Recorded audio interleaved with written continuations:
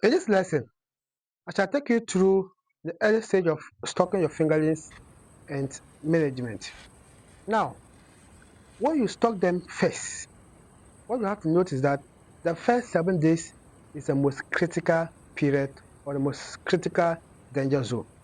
If you don't have mortalities within that period, you can be rest assured that your fingerlings are of good quality, and if you keep other things well, you are going to be successful in that. Because for the first 7 days, it might not be easy. So make sure that you are always observant. Observe the morning after all the time. Observe them within that period. Yes, observation is very important. Now, we also talk about the feeding schedule. I mentioned previously. Once you stock them about 12 hours to 20 hours, don't feed them. Feed them after 12 hours or after 24 hours. And when you are feeding them, give the responsive feeding method. Throw small at a time. Observe how they react to it. If they are still in it, give them more. But don't just throw the feed and go away. And when you feed them and they have not taken all, the remaining one, pick it from the pond. Don't allow it to dissolve in the pond. Because when it does, it's going to cause the water quality to be low. Now, the size of the feed that you're going to give the fingerlings, it should be between 0.2 mm to 1 mm for the fingerlings, because if it is bigger, they will have difficulties picking or swallowing it. So you put it in, they can't take it. Even if they force and swallow it, like 2 mm above, they might have digestion issues. So the fingerling should get smaller pelleted feed that can sustain them for a while. We are also going to have model that will talk more on feed and feed management. So now, having gotten this, let's proceed. Now, as they are in the pond as fingerlings, always observe.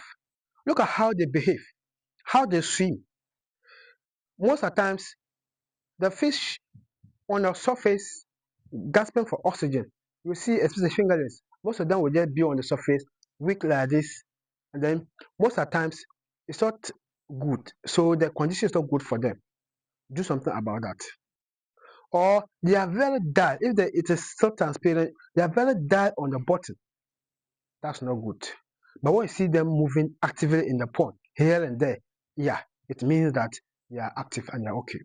Now also look for signs of diseases as early stage and prevent it. So when you observe they are swimming on the surface, gasping for oxygen, relaxing on the bottom, and these indications are that they are not healthy, then that's sign.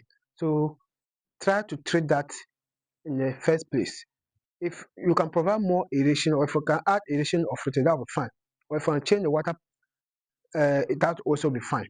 Now, if you do that, then you are going to be assured that everything is okay for them.